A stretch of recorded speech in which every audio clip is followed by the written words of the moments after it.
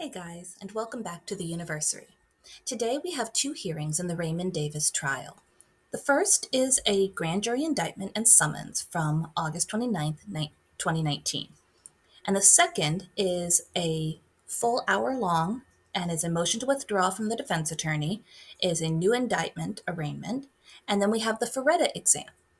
A Faretta exam refers to the 1975 case Faretta v. California, and this is what establishes the parameters for determining if a defendant is eligible, I would say, to represent themselves.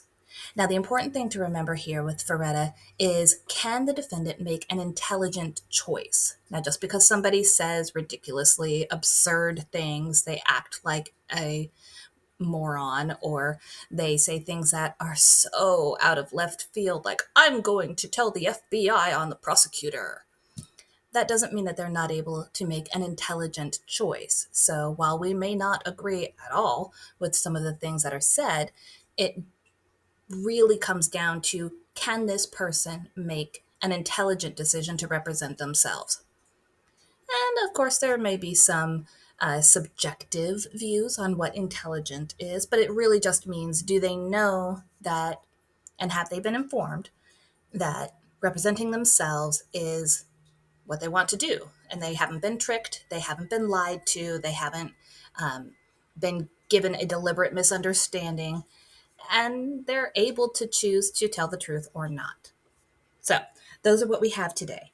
I will also note that the longer hearing, the Faretta exam, is where we really get our first solid taste of the person that is Raymond Davis. And it can be very difficult at times. I know it was difficult for me. So I do hope you enjoy, and let me know what you think in the comments.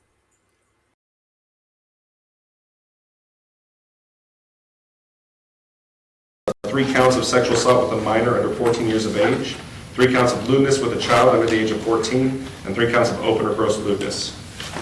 Mr. Farmer, do these 12 members of the grand jury concern any true goes to each count contained in the indictment? Yes, Your Honor. Thank you. The indictment will be filed and received case number C19342-946-1 and be assigned to Department number 6. What is the position of the state regarding warrant or summons?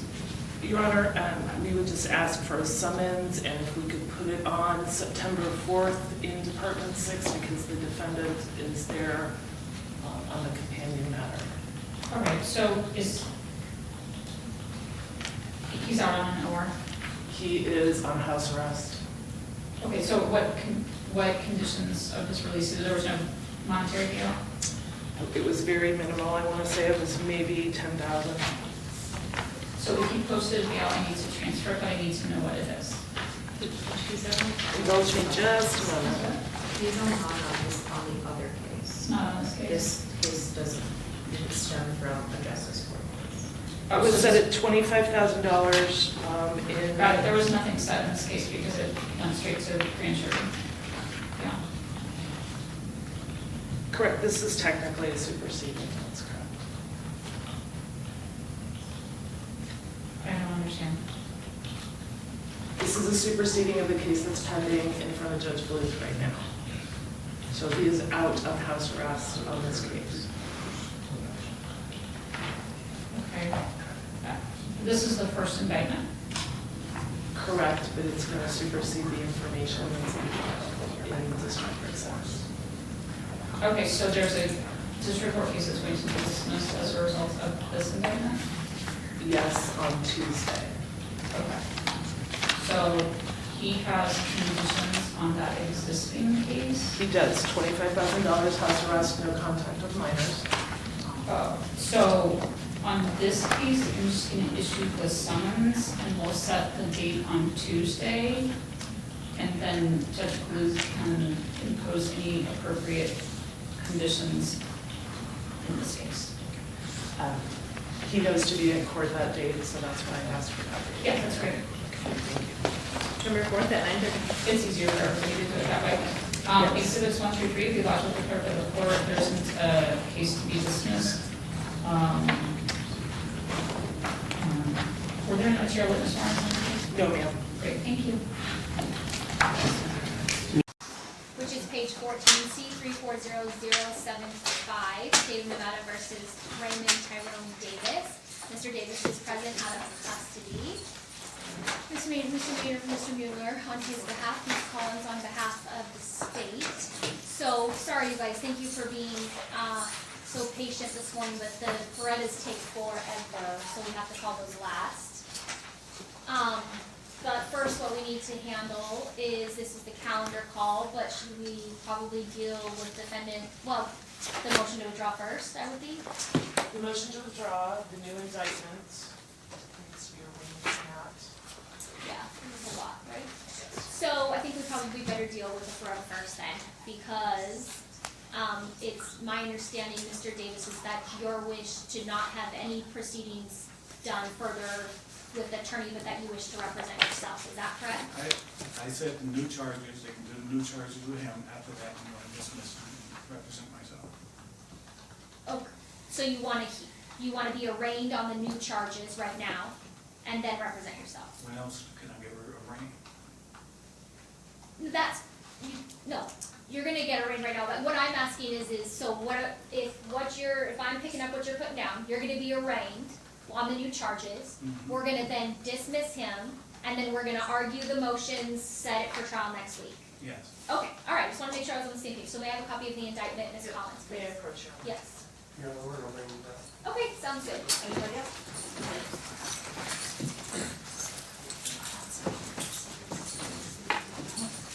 My discovery. Everybody, come on.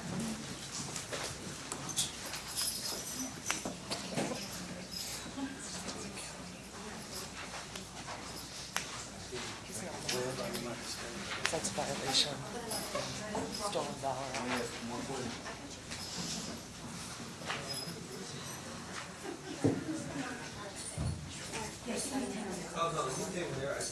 All right, so, Mr. Davis, how old are you? 52. And how far did you go in school? Military. I graduated high school, got military, a bunch of military schools.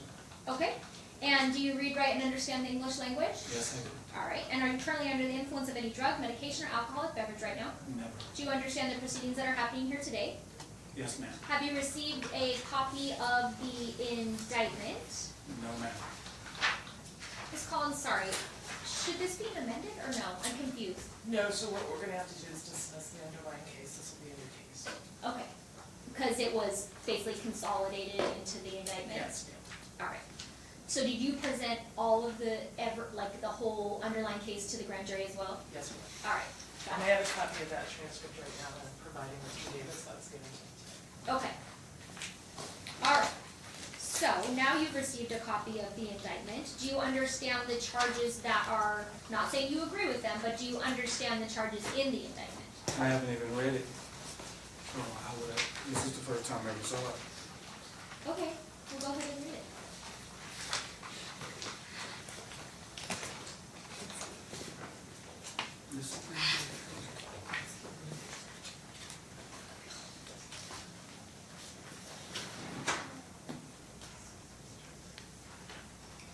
This looks like the same charges from the original charges, Your Honor. It's the same charges that they charged me with originally. Well, I It's think the there's same, it's the same alleged victim, it's the same everything. I think there's just more of them. No, it's the same. It's exactly the same. Ms. Collins, could you explain the differences? I can, Your Honor. There is a lewdness count in count 7, wherein the defendant has 2 juvenile females shower together. So that's the difference. Oh, okay. That was an original charge. Well, there's also count 9, that victim, that second juvenile female viewing him masturbating. Okay. That was an original charge also. Okay, all right. Well, but the question is you understand the charges? I understand that everything she gave me is an original case, an original charge. Okay, have you discussed this case with your attorney? No, I haven't. I had very little contact with my attorney. Which is I have one of the- total ineffective counsel. I haven't been helped. I just got a witness list today, which I have been asking for day one. I was given this, was mailed to my house. I'd like to show the judge this. Okay, hold on, let me just get through this part first so I can understand what's going on. So, after we arraign you on these charges, you're wishing to represent yourself, is Yes, that right? ma'am. Okay. So, as to the charges set forth in this indictment, how do you plead, guilty or not guilty? And you have the right to a jury trial within 60 days. Would you like to invoke that trial or waive that right? Invoke? I want my child, yeah, I want a speedy trial, obviously. Okay. And obviously, we know that that's starting on Monday or next week, right? Yes, Monday is my trial date. All right, and so you're invoking that right? Right. Okay, so on this new indictment, we'll be proceeding in case number C 342-946-1. So C 340-075-1 is dismissed, and so, the trial is currently already set for Monday, so we'll keep that as the trial date with Ms. Collins. All right, so now at this time, let's address your request to represent yourself, okay? Yes, ma'am. All right. So, Actually, Your Honor, before we start, sure. just to make a quick record, we did get the indictment for the new, or the summons indictment for the new charges, either the end of last week or beginning of this week, and I showed Mr. Davis what we received on Tuesday when we had that was Tuesday that we had the phone. You gave me a blank piece of paper. And this is what we You gave me a received. blank piece of You paper. have to let him speak, and then I'll let you speak. This is what we received. There is some beginning of information on the first page. The second page is blank, and the third page continues with additional charges. That is what I showed him. I offered him a copy of it. He signed it. Okay, Ms. Collins. He's referring to the summons. The summons doesn't have the body of the indictment. I mean, we all had a just to make a record, we had a phone conversation last week about how to handle this. I mean, Mr. Davis was in on that phone conversation that we had present with Mr. Maynard. We told him there was an indictment. We told him it was substantially the same charges. Nobody wanted to take any action at Mr. Mueller's office on Mr. Davis's behalf, so the state stopped communicating with them. So he's got a copy of the indictment now. Okay. It wasn't in any effort to keep anything from them, but Mr. Mueller communicated to me he no longer wanted to take any action on Mr. Davis's behalf, so nothing was forwarded to Right, them. and on that telephone conversation, just so everything's on the record, Mr. Maynard was there, Mr. Davis was there, Ms. Collins was there, I was on the phone, and Mr. Davis expressed that today he would be coming in and wished to be canvassed via Faretta, and that he wanted to be representing himself. That's correct. And so those representations were made, so now I just need to go through the Faretta canvass with Mr. Davis. So, you have made a request to proceed without a lawyer representing your interests. Do you understand that you do have a right to a lawyer, to have a lawyer represent you, and that the court has, and that Mr. Mueller was not appointed, but was your attorney previously? Mr. Mueller was never my attorney. He took the arraignment, whatever, and then he gave me Mr. J. I have got no help through Craig Mueller Law Office. It's total ineffective counsel. All they did was take my $7,500 basically and did absolutely nothing. Okay. Okay, they wouldn't file a motion if I asked for it. They did nothing. They wouldn't return my calls. Only thing I got was a couple of texts. They did absolutely nothing. Okay. And you do understand that you do have the right to have a lawyer represent you? Obviously, I didn't have a right to have a lawyer represent me because I didn't get a lawyer. Okay, I understand that, but you understand that you do constitutionally have the right. I 100% understand the Constitution of the United States of America. Okay, I'm sworn to protect it. I'm former military. okay, and you're choosing to represent yourself. Yes, I am. I have no other option. With my bill and what I paid the attorneys and everything, I am broke. Okay? I have no other option but to come into this court and try to defend myself because I had no legal, although I paid $7,500 cash, not Okay, payments. I got it. I paid cash. I'm not and gonna was get not into represented an as- argument between you and Mr. Mueller. What I'm asking you is you do have a right to an attorney. If you can't afford an attorney, one will be appointed to you. No, I want to stand by attorney. You would like a stand for? Yes, I would. I would like a standby attorney. Okay. And I would like to continue to represent myself. Okay. Ms. Collins, I'm sorry. He's not entitled to stand by counsel. Yes, I am. Why am I? You're not entitled to it by a matter of law, but under certain circumstances, the court may appoint standby counsel to you, but I'd like to get through this canvas so we can address some of those concerns, because one of those is addressed in this canvas. Thank So, you, Your Honor. have you thought this matter through, and you are certain that you wish to proceed without a lawyer? Now, I'm not talking about standby, but without a lawyer fully representing you. Yes, Your Honor. Are you currently under the influence of any medications, alcohol, or drugs at this time? No, Your Honor. Do any of these things affect your understanding of the proceedings that are happening here today? No, Your Honor. Have you ever experienced any mental health issues? No, Your Honor. Have you ever had any competency issues? No, Your Honor. Do you have any physical health issues that prevent you from understanding the proceedings that are happening here today? No, Your Honor. Are you a United States citizen? Yes, Your Honor. Do you understand that your current lawyer have experience in handling criminal matters, and in particular handling criminal jury trials? Yes, I understand what Do you understand that you have a constitutional right to an attorney to advise and represent you at all times? Yes, Your Honor. And an attorney is required to do everything that an attorney can honestly do to help you. Yes, Your Honor. The attorney will investigate your case, talk to witnesses, study the law, and defend you at trial. Yes, Your Honor. And no one can take away that right from you. Yes, Your Honor. And it's my understanding you don't want an attorney appointed to you. You wish your trial to go forward on Monday, but you wish a standby counsel to be appointed, but you wish ultimately to represent yourself. Yes, Your Honor. Okay. Do you understand that the defendant who represents himself may impart to the jury a negative feeling since a lawyer is not present to handle your case? Yes, Your Honor. And have you ever represented yourself before in a criminal action? Yes, Your Honor. Did you have a jury trial then? Yes, Your Honor. Okay. And what city or state was that in? Bell, California. All right. Do you have any educational background in legal matters? No, Your Honor. And what is your educational background? Graduated high school and have a lot of military classes. Okay. Do you have a general understanding of the English language? Yes, Your Do you Honor. have any legal training? No, Your Honor. Are you familiar with the 8th Judicial District Court rules? Yes, I've been reading over them. Do you understand that there are rules controlling the way a criminal case proceeds through the system and the way that the criminal trial proceeds? Yes, Your Honor. Do you understand that you will be bound by the same rules as anyone else who would be involved in a similar matter? Yes, Your Honor. And do you understand that you will be held to the same standard as any lawyer who might appear in a similar matter representing the client? Yes, Your Honor. Are you familiar with the rules of evidence that are used in the state of Nevada?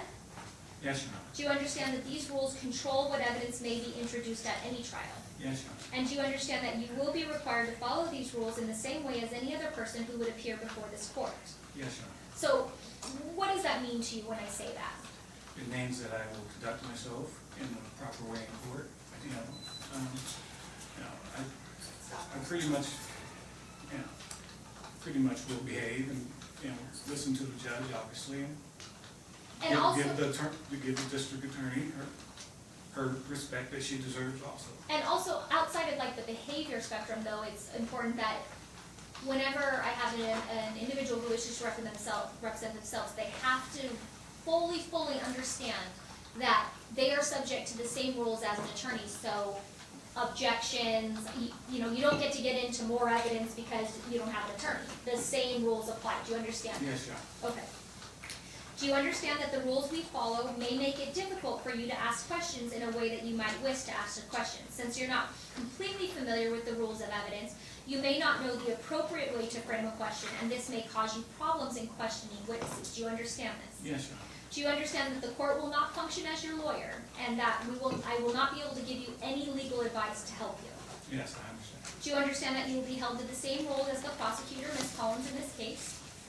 Yes, Your Honor. Do you understand that the fact that you may lack personal knowledge of the court rules, procedure, and the rules of evidence will not be a reason for this court to ignore these rules and procedure? Do you understand that? Yes, Your Honor. Do you understand that if you represent yourself, you will give up the right to later claim you did not have effective and proper legal counsel because you will now be representing yourself? Yes, Your Honor. Do you understand that you may lose an appeal on evidence issues or any other part of the trial because you do not know how to make the proper objection? Yes, Your Honor. Now, we have gone through the indictment. So sexual assault with a minor under 14 years of age, lewdness with a child under the age of 14, and open or gross lewdness. Are you familiar with those crimes? Not really, but I'm gonna read up on it. This is a new indictment, so. Well, but you just stated that the indictment was the exact same as the one you've Well, always had. yeah, it is the exact same, so I mean, obviously, I haven't been reading through it. My Sure. lawyer's been reading through it. Okay, so let's So- talk about sexual assault with a minor under 14 years of age. Do you know what that is? Yes, I do. In layman's terms, just explain it to me, like, what are the elements of that crime? Well, they're saying that I did something sexually with somebody under the age of 14, you know, so. Okay. And then open or gross lewdness, how would you define that? They're saying that I exposed myself for Okay. masturbation. And then lewdness with a child under 14, how would you I explain guess that? that's exposing masturbation. So lewdness is a little bit different. It's a lot like sexual assault, but there's no penetration. So lewdly touching a minor, like touching someone's breasts, their buttocks, with the idea of impassioning your own lust or that of the victim. Right. Do you understand that? Yes, yeah. All right. Now, do you understand the sentencing ranges if you are convicted for a sexual assault with under 14? Do you know what you, 10 to 35. Ms. Collins? No, it's 35 years to life. Okay. Minimum of 35 years, a maximum term of life. Do you understand that? Yes, I do. And lewdness with a child under the age of 14, do you know that one? I think 35 to life too. It's 10 to life. Minimum of 10 years, maximum of life. And then open or gross lewdness is a gross misdemeanor. Do you know that one? No. Up to 364 days in the Clark County Detention Center. Now, do you understand that if convicted of these, you would have to register as a sex offender? Yes, Your Honor. And you would be subject to lifetime supervision? Yes, Your Honor. Okay. So you understand that if you are convicted of all of these, the court could run them either concurrently, meaning at the same time, or consecutively, meaning stack them against each other. Yes, Your Honor. And then do you understand that the total amount of sentencing, if they were all ran together, I mean, we're talking, each of the sexual assaults have 35 to life, each of the lewdnesses have 10 to life, and then the open or gross lewdnesses. So, I mean, we're talking literally hundreds of years. 100 years. I don't think I could do 100 years, but I would do what I can. Right, okay. And then if you're convicted, that there is no probation, it's a minimum of 35 years, Yes. maximum of life in prison. Mhm. Okay. Now, do you know the defenses you can present to those crimes? Yes. I'm gonna say I will.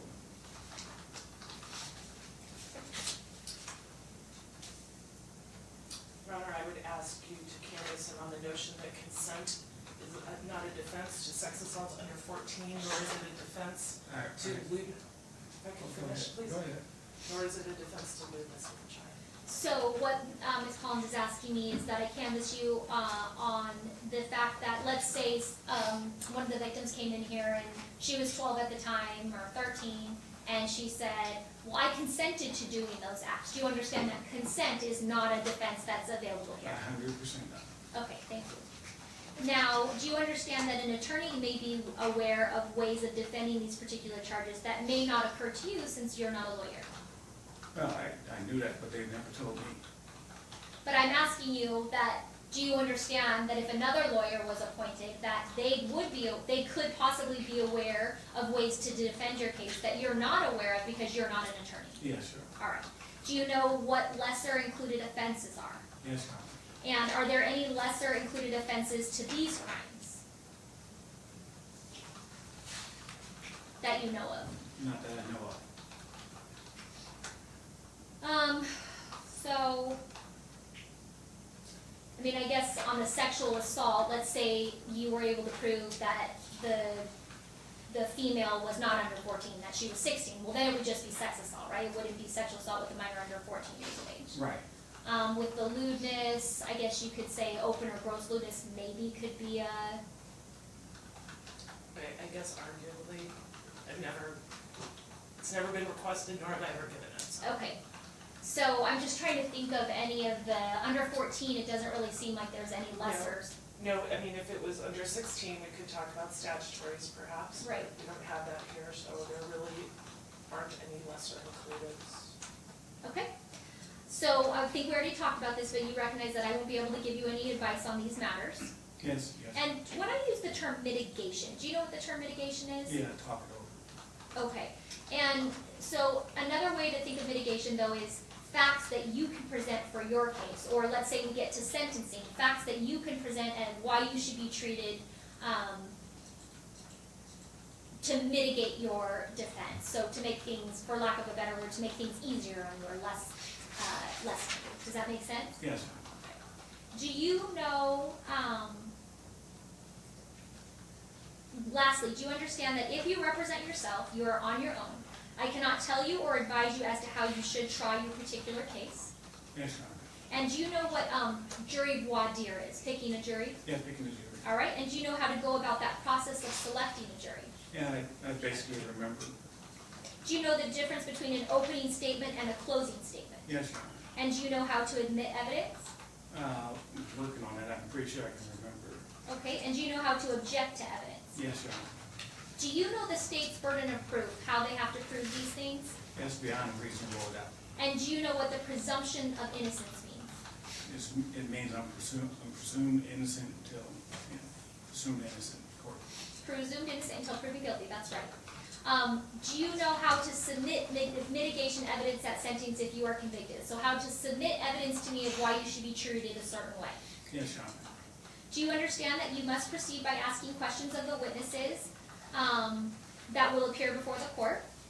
Yes, Your Honor. And do you understand that you may not make statements to the witnesses, but may only ask questions of the witnesses concerning the facts in the case? Yes, I can't lead them. Correct. Now, when you are on cross-examination, you can use leading questions, because it's cross. But if they're your witnesses on direct, you would not be able to ask leading questions. You cannot make statements that are not questions, and you will not be permitted to simply argue with the witnesses.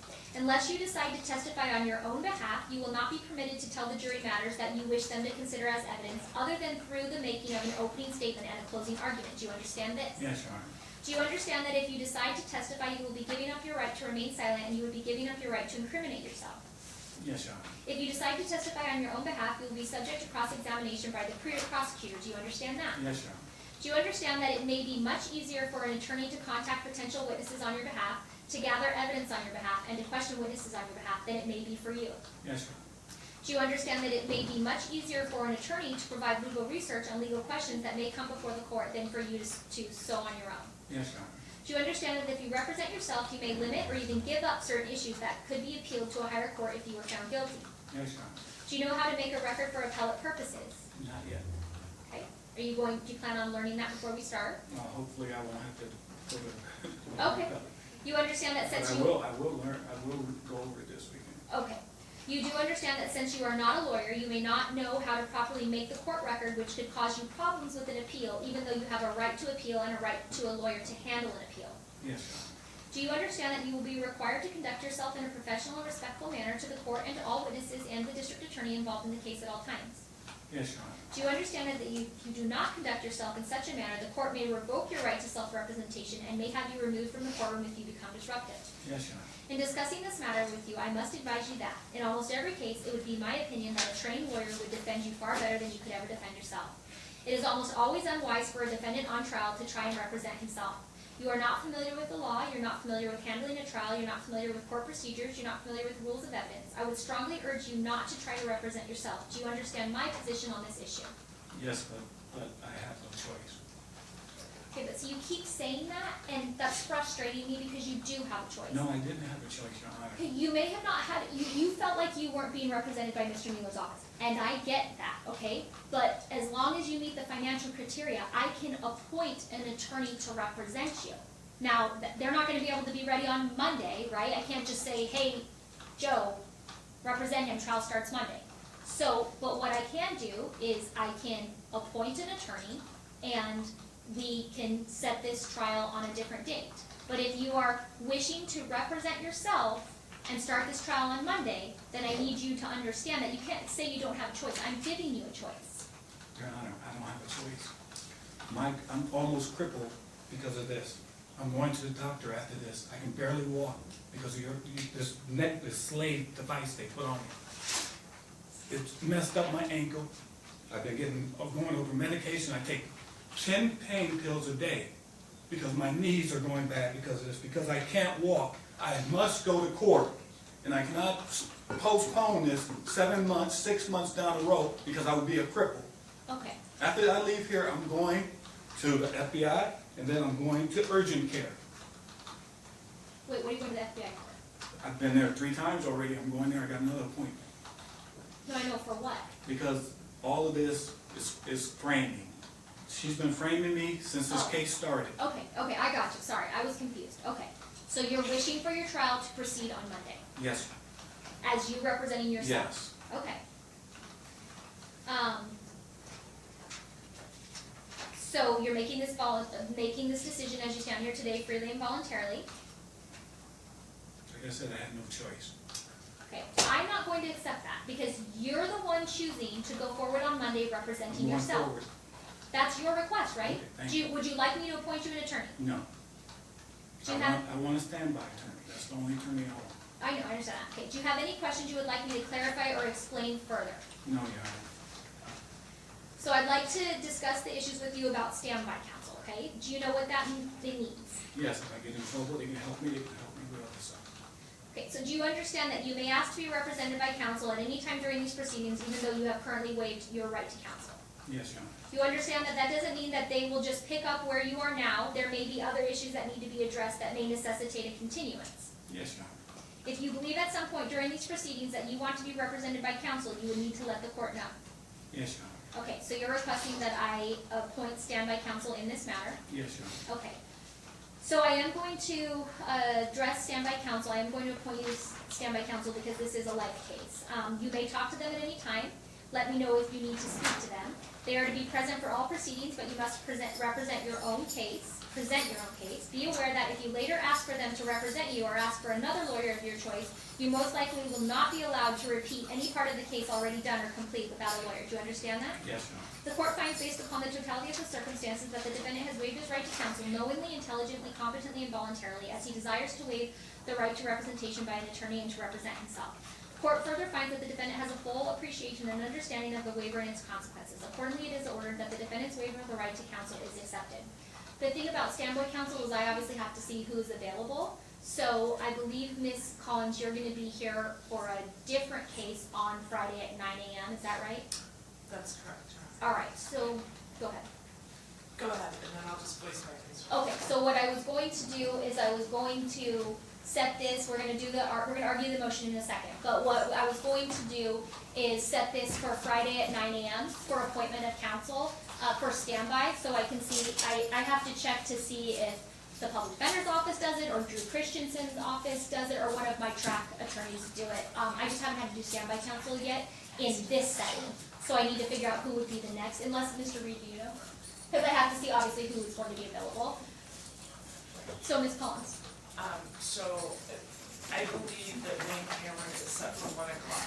Because the witness that they wanted us to subpoena, this is a different case, Yes. is deceased.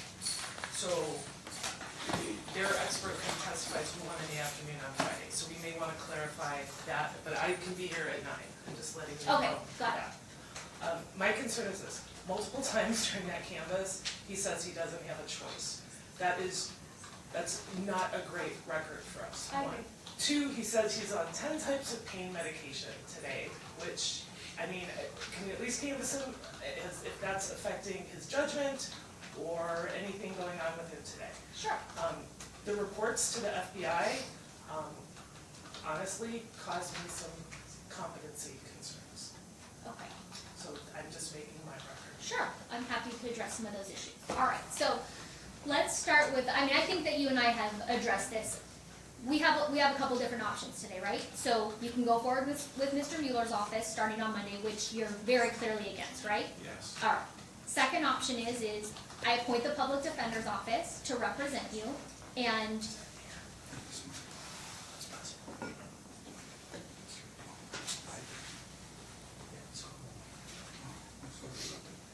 so I appoint the public defender's office, and we pass this till Monday for confirmation of counsel and get a new trial date and start working with them throughout this process. They have a special victims unit that handles these types of cases.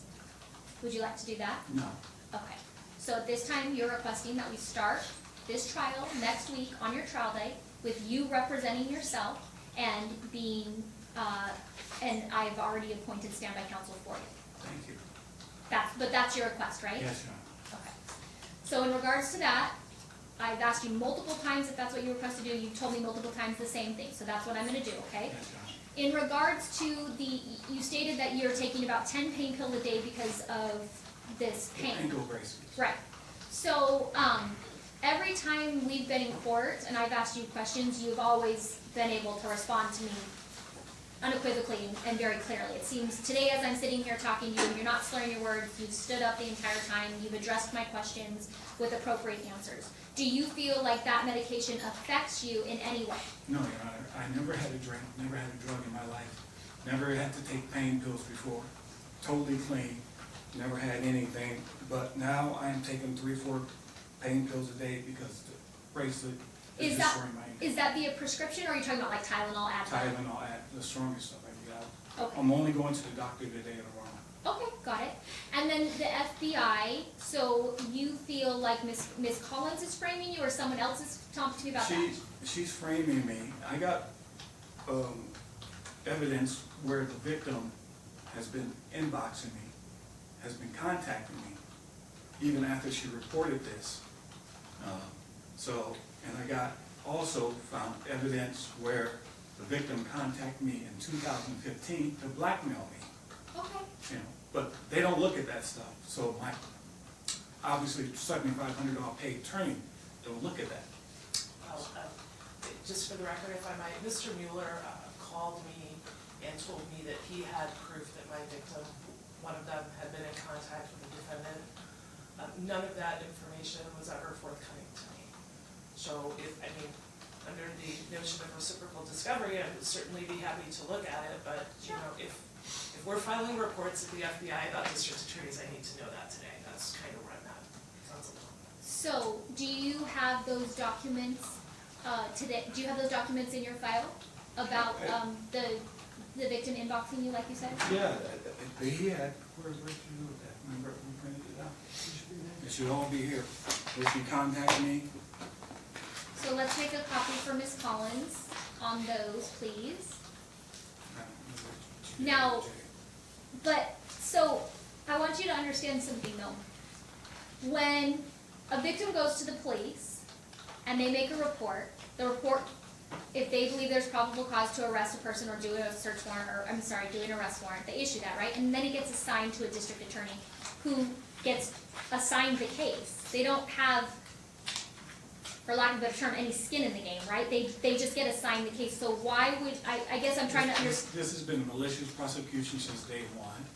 She, if you look at the police report, if you look at the original police report and what was said in the pretrial, the victim was somehow coached to lie to get it up to a higher court. Okay. And that's why I went to the FBI. I went to my congressman, I wrote letters, and I hired other outside attorneys to look into this. This is just systematic, the system of imprisoning people, and the district attorney actions in this case is like unbelievable. I never saw nothing like this in my life. I served my country 4 years in the Army. I uphold the Constitution of the United States.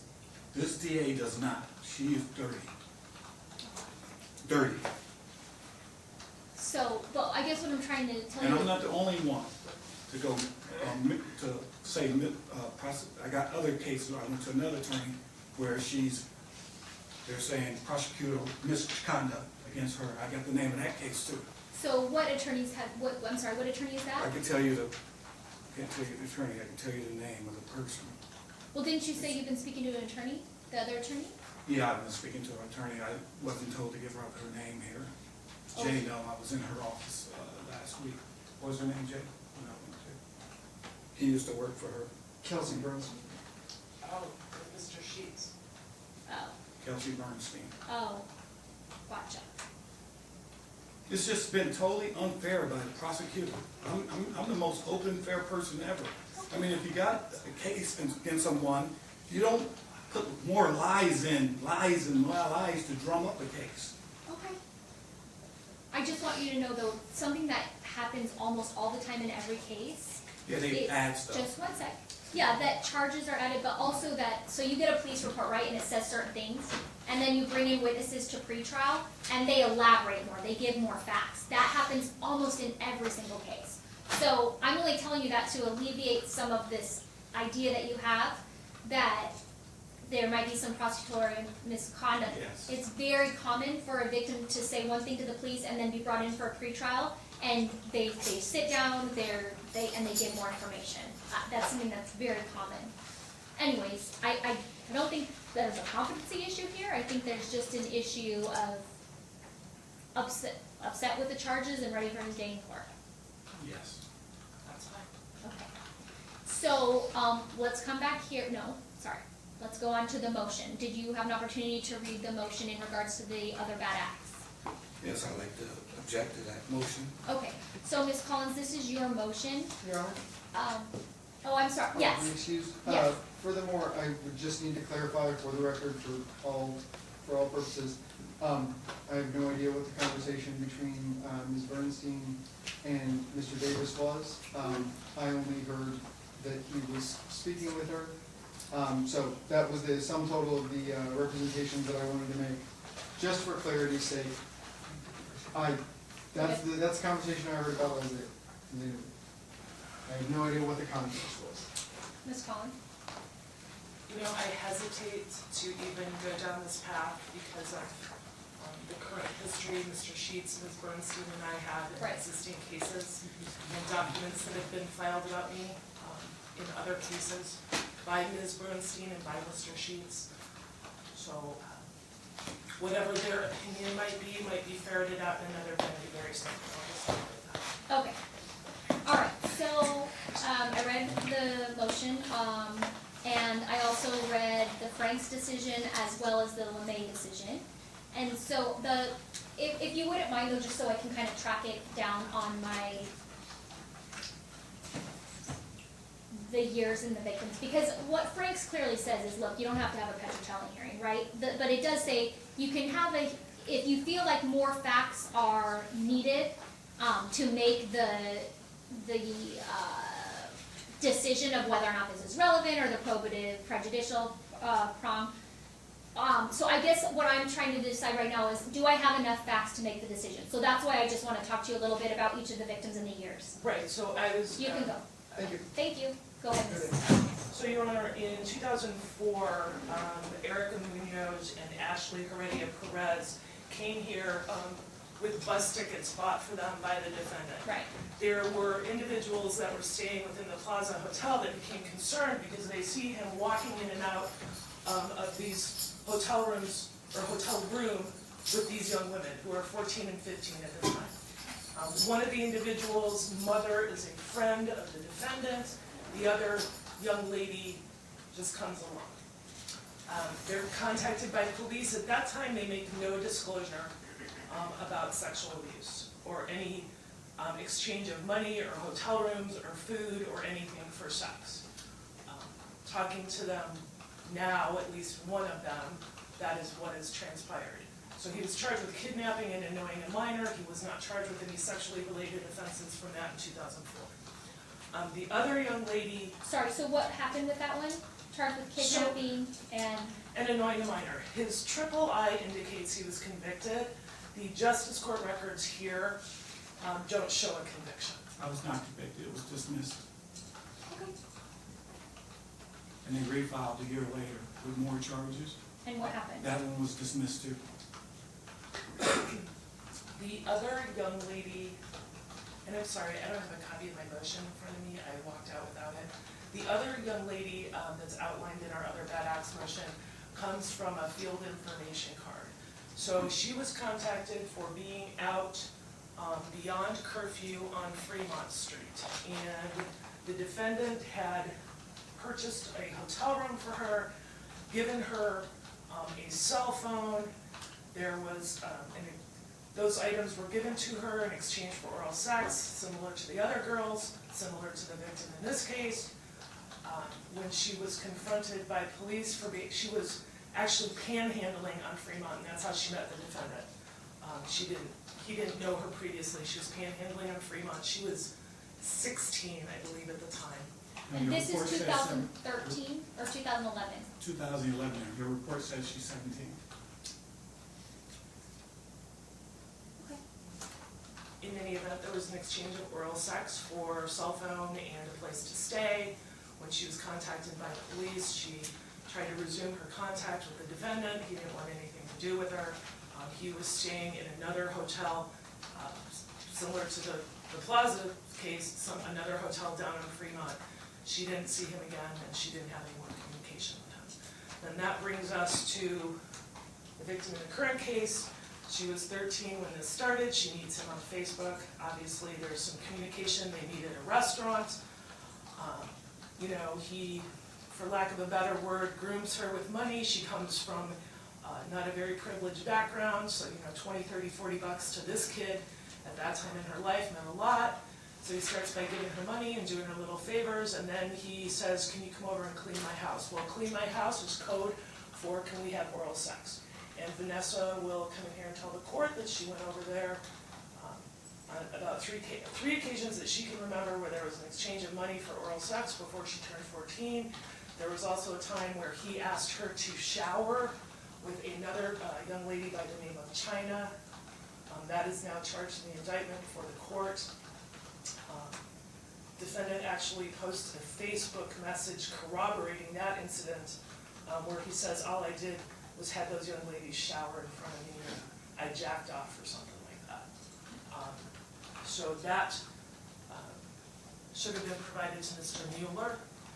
So that's the sum and substance. That's kind of how the cases are connected together. I did not say nothing like that. Can you, the one thing that I was a little unsure on in regards to the 2004 incident, so with the 14 and the 15-year-old, do you have one or both of those? I have one of them. And what was the sexual misconduct that they were claiming specifically? Oral sex. But for things, or, so he Well, buys so them the bus ticket, right? He buys them the bus ticket, Okay. he takes them to Wet n Wild, they're bought swimsuits to go to Wet n Wild. Okay, that was my question. This is 2014? 4. No. That's She right. got everything mixed up. Okay, and I'm gonna give you your full opportunity. Okay, so I guess my question is the common theme you're discussing is this idea of buys them things, fake grooming, or gives them things, and then oral sex, or some type of sexual favors are performed. Correct. And all these girls are in between the ages of, I think 14 and 15. He's saying one was 17. The girls in the other bad acts are a little bit older than Vanessa was. Vanessa was 13, going on 14 at the time. But they are all juvenile females under the age of majority. Got it. Okay, so in regards to the Frank's decision, basically, I have to find it's relevant. We have to show it's proven by preponderance of the evidence, and I still have to weigh the probative value versus the prejudicial effect, and must consider the following 5 factors: the similarity of the prior acts to the acts charged, the closeness in time of the prior acts to the acts charged, the frequency of the prior acts, the presence or lack of intervening circumstances, and the necessity of the evidence beyond testimonies already offered. So in regards to the proven by a preponderance of the evidence, do you think in this case, to meet that standard, or proven by a preponderance of the evidence, the girls need to testify beforehand? You know, Your Honor, because of the state of the record in this case, and because he's representing himself, I think that would be the safer venue, is to have them testify to those acts, and then I can put them before the court. Okay. And we can have sworn testimony in that regard. I still think I have enough, but I think it's cleaner that way. I don't think it's required, but I think it's cleaner. Obviously, while these incidents may not be close in time in terms of years, they certainly are a pattern of the same conduct and the same behavior over and over and over with the similar age girls. So Something Franks talks about, and it might be LeMay too though, is that they even had a period of 11 or 12 years, a gap between the events, and they said, look, that's something that we need to take into consideration, but the gap of timing isn't something that automatically kicks the OBA. Basically says you take it into consideration, but if some of the other factors are there, you also need to do a weighing. So I think, Mr. Davis, I am going to hear from you in a moment, But with what I have now, I think we would need to have a hearing outside of the presence of the jury to hear what these young women are going to say. And that way it allows me the opportunity to do this weighing of if these acts have been proven by preponderance by the evidence. So I do think while Franks now says a hearing is not necessarily like under Petrocelli, I do think that because of where we're at here in the proceedings today, a hearing is the most prudent thing. But I'm happy to hear what you have to say in regards to an opposition of whether or not we even have a hearing. Right. First off, when she's talking 2004 case, she's saying that the girl said, or there's nowhere in any report when I went to court where they said anything sexually, me touching them. But do you remember that's what Ms. Collins just said? Yes, she said. She said that they didn't say that, but No, now have changed She their said they changed their tune. Yes, exactly. And I would like to know which one she's talking about changed their tune. She's just saying, they changed their tune. Okay. And I'm more than willing to tell you that. So the one that is not the daughter of your friend said there was oral sex involved. So you know which one is the daughter of your friend. Okay, And I don't have my motion. if you get the police report from 2004, you'll see that she never said she was touched. Do you have that? No, the state should have it. Oh, So, I provided it. so- Okay. yeah, I probably got it now. It's probably somewhere in there. They didn't tell me. So when that happened, I was nowhere in the vicinity of the Plaza Hotel. That's why this case got thrown out, because it was impossible for me I was in Vegas So to kidnap somebody from California and make them get on a bus and come here. But that's why the hearing is necessary, right? Because the jury doesn't get to hear the hearing. We do the hearing, and if you prove to me that if you prove that that didn't happen, then obviously that's not relevant, right? Because it didn't happen. I have no objection to her bringing this girl up for a hearing. Okay, I great. have no objection to that. Perfect. So And that's, then in 2005, it was the same, the state dropped it in 2004. Somebody else picked it up in 2005, added a bunch more stuff. And when they couldn't prove that, and they looked at the case, they threw that out. okay. Now, she's talking about 2011, and I have no recognition of this, but I do remember the police calling me on the phone and telling me they would like to speak to me about a runaway or somebody out here. They said the girl was 17, and she had got picked up for curfew. I said I would like an attorney before I talk. If I asked the police officer, am I being arrested? Am I being charged with something? The officer said, not at all. We would just like to talk to you. That was the last I ever heard of that. Okay. There was never a charge. There was never anything. I don't know who this person is. So when she talks about 2011, Okay. So that's why we're going to have the hearing, okay? All right. So, the state's notice of motion and motion to admit evidence of other crimes, wrongs, or acts is going to be continued because we're going to have the hearing. So, talk to me about your witness availability next week, because I know that was an issue when we spoke last week. So if I could just finish and just comment on one thing he said. Talking about this case, the 2004 being resurrected in 2005, I have no record of that, so I don't know what he's talking about. If the feds picked up something for transportation of kids across state lines or something like that, there's no other 2005 state case that I have seen that was resurrected and again dismissed regarding those two victims, so I don't know what that is. Miss Espen, or what's her name? Hold on. I lost her name. Ms. Esther Rodriguez, I'm sorry, Esther Brown. She is not available till the end of the week next week. Okay. And it was my understanding from my investigator, who's also off this week, that the individual that showed Vanessa the lineup at Caliente, Tyler Peterson, was also not available till after Tuesday of next week. Okay. I let Crystal know, and I forgot to tell the parties when we were on the phone last week, I have a Supreme Court argument at 10 o'clock on Tuesday. Okay. So appellate won't do it, I have no one to cover it, I have to be there. I get it. So can we OVA on Monday and maybe pick a jury Tuesday afternoon after Supreme Court argument? Absolutely. Maybe like 1:30? All right. So in regards to the OBA, I have a Monday calendar. So we'll do the OBA hearing on Monday afternoon at 1. and then we'll start picking a jury on Tuesday at 1:30. Okay? Sounds good. And then, on Friday, this Friday at 9 AM, I want you to be here to meet your standby counsel. This Friday at what time? This Friday at 9. No, let's do, wait. Let's do, yeah, 9, that'll be good. 9 a.m.? Friday 9, right? That's right. The next hearing will be September 9th, that will be at 1 PM.